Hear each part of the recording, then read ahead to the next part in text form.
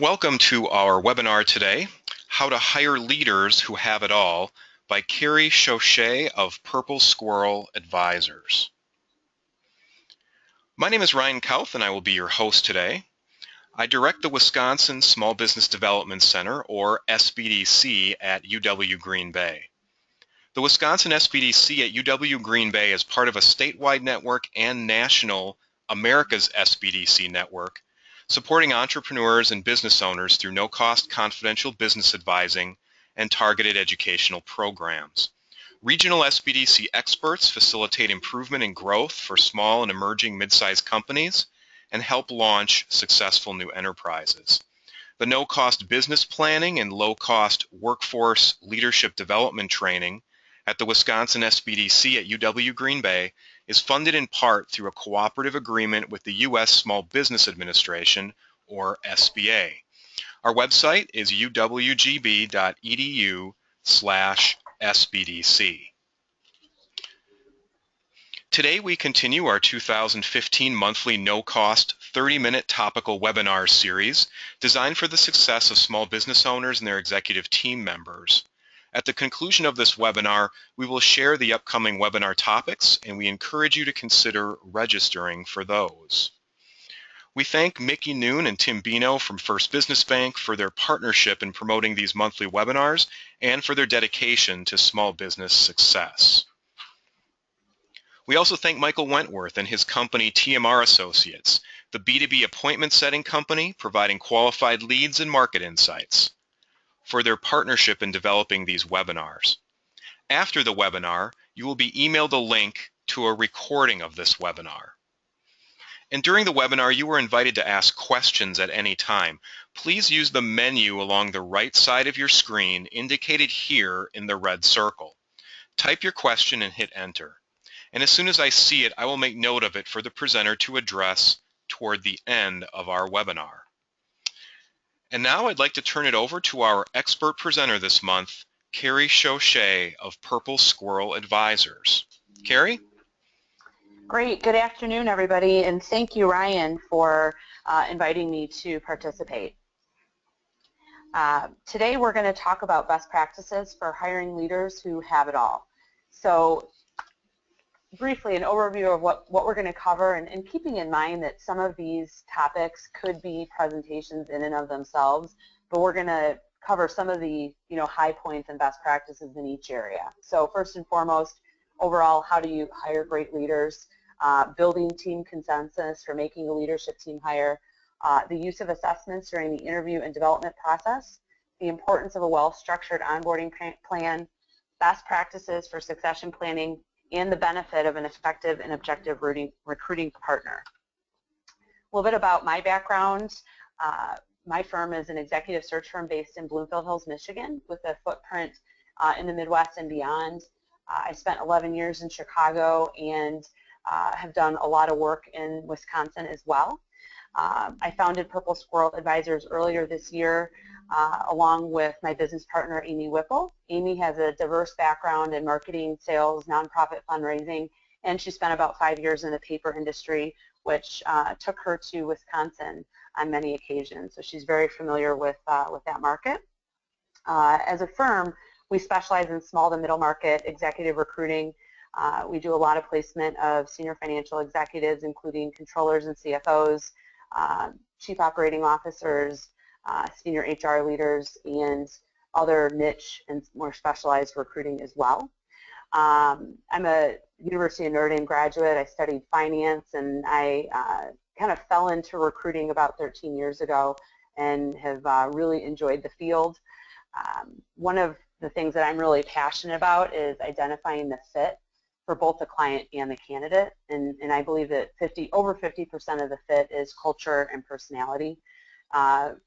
My firm, we're firm believers that this is not a transaction, but it's rather, there's the human element that needs to be considered. So obviously, many people ask us, what is a purple squirrel? It's actually a recruiting industry term that refers to the perfect candidate with exactly the right education, skill set, experience, and drive. So broadly, just to talk about the management level market outlook, I would say that overwhelmingly things are very strong. 2015 is expected to be a very, very busy year for executive search firms and for companies overall making executive hires. And our source for this data is a job outlook report, and a group of executives were polled, 659 management professionals. Of those people, 72.4% felt more optimistic about their career than previously, and that's an increase of 21 percentage points over 2014. 88.2% responded that they are open to new opportunities. That number is interesting and frightening at the same time for people who have obviously management level executives that they really like. You know, there's only 12% of people are saying that they wouldn't entertain new opportunities, so that's very interesting. The job outlook in the U.S. is mostly positive at 84.3%, followed by Asia Pac and Europe in the 60s. Management level professionals rank technology, healthcare, life sciences, and financial services as the 3 sectors that will experience most growth in 2015. 44% of them felt that the average timeline for finding a new job is 6 to 12 months. I think that's a very accurate number. I actually run a group for CFOs in transition, and I would say that 6 to 12 months it would be about the average at the C level. There's also a statistic out there that it takes 1 month for every 10,000 in compensation. There's a lot of different numbers out there that you can find, but I would say 6 to 12 is a good marker. Things are certainly back in full swing following the financial crisis, and there is a high level of competition still, though, for those management and executive level roles. So from the candidate standpoint, it doesn't mean it's easier to find that right position because there is a lot of competition. In terms of trends that we're seeing in small to mid-sized businesses, I think that a lot of companies cut back seriously during the deep recession. And since then, many companies have experienced steady growth in their, as a whole, operating more efficiently internally. But I think because of what we went through as a country, many business owners have been cautious in adding management level talent. So that has constrained growth, and it's put also a strain on the owners and their executive teams in terms of their capacity. Over 90% of the positions we have filled this year have been newly created roles. So that's really interesting. We're seeing a tremendous amount of opportunity for companies to build out organizational structures and create new opportunities because of the growth and the opportunity that they're seeing. Many companies that we're seeing are making the choice to hire an experienced CFO, and also strategic human resources professional is another area where we're seeing a lot of activity. I get the question, when is the right time to hire an experienced CFO if you're a company that's currently got more of a bookkeeper or controller type person doing your accounting and perhaps outsourcing the financial statement preparation and review to a CPA firm. And I don't think there's any magic number from a revenue standpoint. I think it really depends on the complexity of your business and the types of growth strategies that you're entertaining. If those will involve banking needs, capital equipment purchases, or expansion of facilities. So I think it really will depend company to company. Overwhelmingly, though, we're seeing that succession planning is a hot topic with many baby boomers hitting retirement age. And an interesting statistic is that 10,000 baby boomers turn 65 every day. Now, on this topic of succession and baby boomers, what's interesting is that it's very hard for companies to predict when the baby boomers are going to retire, because many baby boomers are working beyond 65, either because their retirement accounts got hit very hard during the recession or because they just want to work longer. So active and open dialogue with the employees is very, very important. But also when you consider baby boomers who are business owners, they also face the challenge of either transitioning their business to the next generation or finding an outside buyer. Many business owners are selling to private equity and strategic buyers because valuations are at unprecedented levels. I did some research on some significant transactions that are happening in Wisconsin, and I saw that there was a company out of Mequon called Application Equipment that was recently sold, and that was a succession planning exit strategy. It seems the owner wanted to retire, and so he sold his business to a strategic buyer. Ashley Furniture is, has hired an investment banker, and it appears that they're preparing themselves for a transaction. And then finally, Wells Manufacturing of Fond du Lac, which is an auto parts manufacturer, they recently sold to a Japanese firm for $257 million. So we do a lot of work with private equity and with investment bankers, and the deal environment has never been more competitive than it is today. And it's actually kind of frightening for some, wondering if there's a bubble that's being created and how are these firms going to exit these businesses with the high multiples that are currently being paid. So back to what we're seeing on the CFO side, where a lot of companies are hiring CFOs to help them grow their business. The value of a CFO is significant, and many of my clients see the CFO as a strategic partner that can help them to formulate, drive business improvements, and really help with the overall operations. And so we're hearing the term, we're seeking an operationally oriented CFO. That's very, very typical, and that's just getting to the heart of, we look for, our clients are looking for CFOs that can bring all of the departments together and, really help from a big picture standpoint, but also translate the financial data to non-financial people who are perhaps department heads, so that they can truly understand the impact of different decisions on the company as a whole. So that cross-functional interaction and interdepartmental interaction is a very important skill set to look for in a CFO. The strategic vision is really important. The numbers are a given, but obviously strategic vision is even more important. And a CFO, has exposure to many people and disciplines outside of the company. They're going to be the face of the company to the accounting firm, the insurance providers, bankers, lawyers, if there's a transaction pending, to the private equity firms or investment bank. They need to be a good leader and be capable of delegating across the company. And again, they're very typically a close business partner to the CFO. One major thing is that the CFO has to be prepared to answer all the big questions at all times. Sales, year-over-year growth, profitability, those types of things.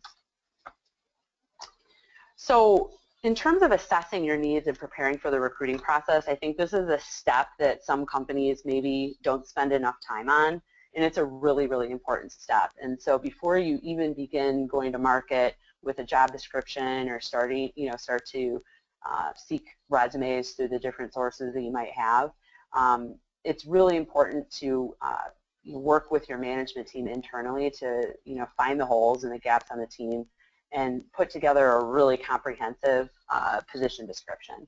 So some of our clients have used consultants that specialize in strategic planning or succession planning, or even more specifically, we know a system called the EOS, Entrepreneurial Operating System, which there's implementers of EOS, and they come in and they work with companies to get management teams all in alignment. They help to create an organizational chart that works for the company today and will provide for the growth in the future. And we've seen some tremendous value in the EOS process in our clients. But what we've also seen is that often the president of a small to mid-sized business growing company is sitting in too many seats. Often the president is going to sit in the operations seat, the sales leadership seat, perhaps engineering or finance, wherever they started, they may still kind of play a significant role in that department. And so we're finding many of our clients have presidents that are stretched very thin. And so, in order to effectively grow, he or she may need to hire people and delegate some of those responsibilities. Once a job description has been designed, then the HR leader and the recruiter need to again, make sure that all the senior leadership team is on the same page, so that you're not sending conflicting messages to the candidate during the interview process. We've seen this happen, and it can be really catastrophic for in terms of attracting and keeping the right candidates engaged. So preparation is key. A lot of our clients ask about, attracting good talent. So you have to keep in mind that right now, whereas maybe 3 or 4 years ago it was an employer's market, there was a lot of good people sitting on the sidelines, it's the opposite today. There's a shrinking supply of talent. We've got the baby boomers retiring. There's intense competition, and there's changing expectations dealing with millennials and their different mindsets. So you have to be, prepared to encounter, different types of personalities and different needs. But also remember that candidates have choices, and so they're going to be interviewing you just as much as you're interviewing them. And the hiring process offers a window into how organizations run from a candidate's perspective. So you've got to be thinking about, your process from beginning to end, and regardless of whether, each individual candidate gets hired, you want them to walk away from the experience with your company feeling positively, because that's going to affect your employment brand and ultimately your ability to attract candidates and, your view in the marketplace. So things like timely feedback to the candidates and a focused plan on moving the process along, your communication style, transparency, those things are all going to be very evident, and they're going to see, how as a company does your management team work together? Is everybody on the same page? Do they communicate effectively? What's the culture like? How quickly can they make decisions? If a hiring process extends too long, then that's going to give the candidate some insight. Gosh, if this is such a difficult decision for them to make a hire, how do they make other decisions? And so just be mindful of that. And so, momentum is very important in an executive level search, and a slow or messy process can result in you losing the candidates that you really, really like. So, another thing that's really important is, thinking about, making your job descriptions interesting, especially if you're a small company or a mid-sized company. A lot of times you have the freedom to, offer and tailor the job description to the candidate in some cases. So obviously you have a set of requirements that you need them to fill, but if you meet a candidate who has a strong interest in another area, if there's a way to offer them some opportunity there as well, that's a great way to attract talent. A lot of candidates like the opportunity to work in an entrepreneurial environment where they can really make an impact. So again, I guess the bottom line here is that make sure the experience is fantastic for all the candidates regardless of who you hire. A lot of our clients ask us about assessments during the hiring process, and we think they're a very valuable tool. They can give you some additional insight into the candidate's personality and ultimately how will they succeed in your environment, and will you be able to retain them? So they're going to give you some insight into cultural fit and their onboarding and then developmental needs as well. A lot of times our clients aren't using the assessments as a red light, green light type of situation where they're saying if the candidate or the results are X, Y, or Z, we're not going to hire them, and if there's something different, then we will. But they're using them as a coaching tool. They're determining, what are the motivators, what makes the person tick, how should we communicate with this person. But they can also give you some areas that you can dig into a little bit more into during the interview process.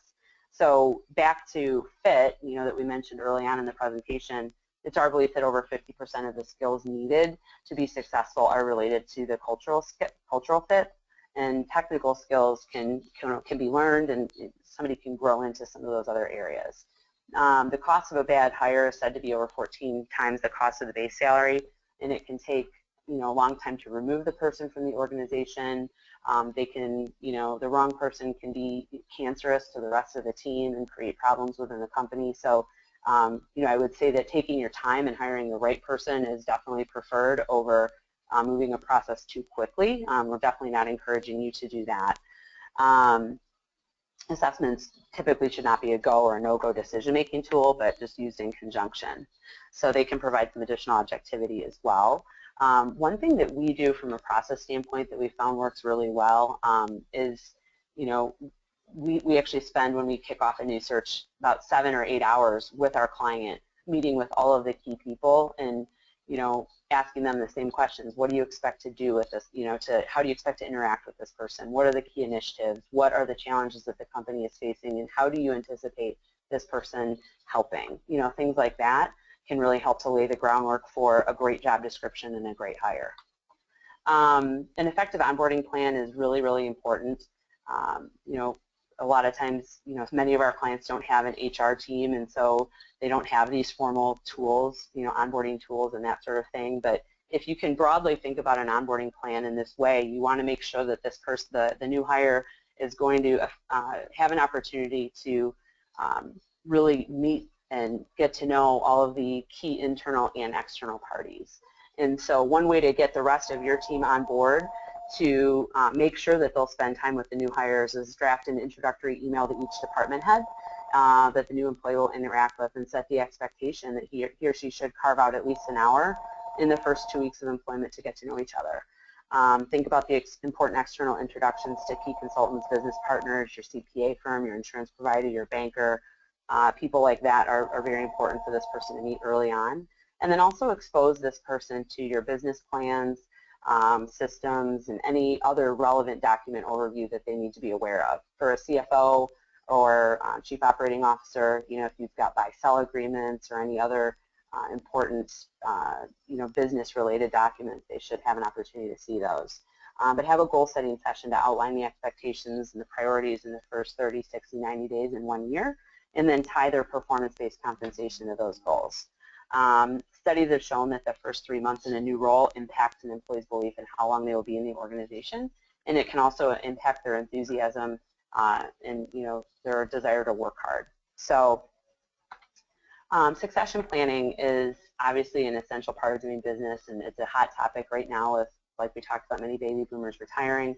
The CEO and the management team, they need to consider for those worst case scenarios, that if somebody has a sudden illness or death, is the company prepared to run without them? So succession planning benefits the business now because it can help you to build stronger leadership teams, communication, but it also is going to prepare your company to run without you in the unfortunate incident that that something happens. So succession planning gives your colleagues a voice, can help the company to sustain income, and again, strengthens the interdepartmental relationships. There's a consultant that we've met with that does a lot of work on succession planning and buy-sell agreements, and you need to really understand, is this a feasible buy-sell agreement? And if the owner wants to exit, can the cash flows of the company support any sort of payments that need to be made over a certain time period? So it's also really important that the company holdings are mapped out and documented in one place. So those are just some high-level things to consider. Finally, if you choose to work with a recruiter, I would make sure that you look for somebody that really can be, an advisor and a consultant. Give them access to the people in your company who are important and who really fit your culture, so that they can understand what works. The detailed position description, including the key initiatives that this hire will tackle. That's a great tool for attracting the right talent. And if you're a company that has 25 or 30 open positions or more, designate a retained search recruiter to work on the most key positions, and this will free up your team's time to focus on what they do best, whether that's sales, marketing, operations, HR, whatever the case may be. Look for a recruiter who values the human element of the business and doesn't view the recruiting process as a transaction. And then when you hire the right retained search partner, you'll also receive an objective consultant who can weigh the pros and cons of each candidate and deliver feedback to you throughout the process, so that you know that you're staying on the right track. And now I'd like to open up for questions. Carrie, thank you so much for sharing all that information. It's really valuable, especially the preparation to hiring and maintaining the brand of your company is extremely important. The question that I got is more about basically where to find leaders who have it all. If you could kind of explain maybe your process, Carrie, and what companies you've worked with do, and maybe some companies that you haven't worked with necessarily do to find them, would be great. Okay. So one thing that I see a lot of companies do, and it's something I do myself, is I have a broad network of consultants that advise with business owners. So, investment bankers, attorneys, CPAs, executive coaches, HR consultants. So I've got relationships with many different people in those categories. And when I get a new search, the first thing I do is reach out to my network and say, hey, I've just picked up a great opportunity for a VP of HR. Here are the here's the job specification. Here's what we're looking for. Who do you know that maybe we should call? Whether it's somebody that may be interested personally, or if they can refer to somebody else who may be. So I think thinking about all of the people that are close to your business and using them as a first line to reach out to them and ask them for referrals, I think that's a great starting point. Obviously the internal referrals as well. So if you've got, obviously you're great people, probably know other great people. So having some good incentives internally to promote that referral process, I think, is really important. But then in terms of our process, we cover all the bases to help our clients find those great leaders. We use our network, we use direct sourcing activities, so thinking about competitors or similar companies where we might find people that have some relevant experience. We kind of try to cover all the bases in terms of finding those people, but I would say that having a strong referral network would be number one. And then also just keeping your brand, your employment brand strong is very important as well. So to the extent that you can get involved in the community and there's any PR that maybe is done in your local paper about your company, those things will all help to attract good talent.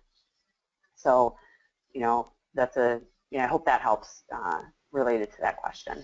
Thank you, Carrie. One more question. Any other questions? Yep. One more question came through, Carrie. Thank you for answering that one. What interview process do you believe is best? There are so many different ways people are interviewing prospective hires. Well, I think that there's several different types of questions that you need to cover in an interview. So you obviously need to cover questions that are going to be related to the technical fit. Understanding the different career moves the person has made, and understanding how do they respond to challenges.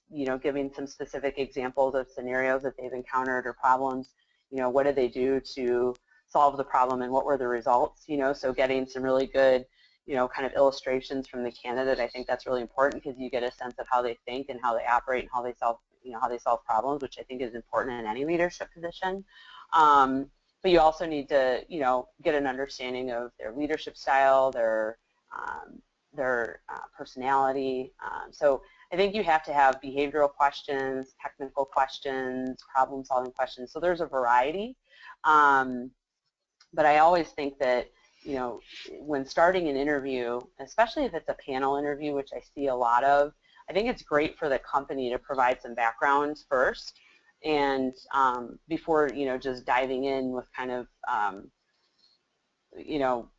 very pointed questions that can put candidates kind of in a uncomfortable position, and I don't think that's the goal. I think the goal of an interview is to really see how do they interact and how do they respond conversationally to questions. And so I would say framing the interviews in that way is always positive.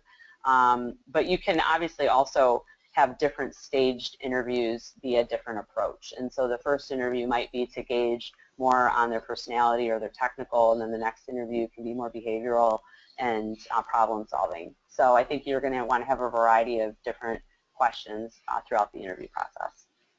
Carrie, thank you. We're out of time, and I want to thank you and Amy for all the preparation you've put into this this webinar. Appreciate that.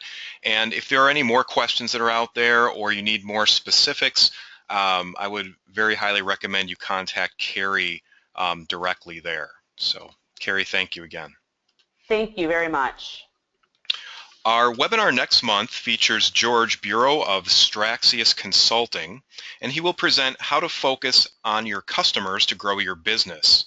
In August, George Garrett of Future Focus Group will present secrets to successful and simple employee development.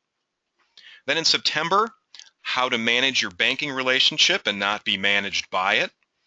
In October, how your workflow improves your bottom line. In November, we'll learn how to harvest maximum value from your business, and in December, how to use benchmarking to increase your business value. You can register for our on-site workshops, virtual certificate programs, and all upcoming no-cost webinars at uwgb.edu/SBDC.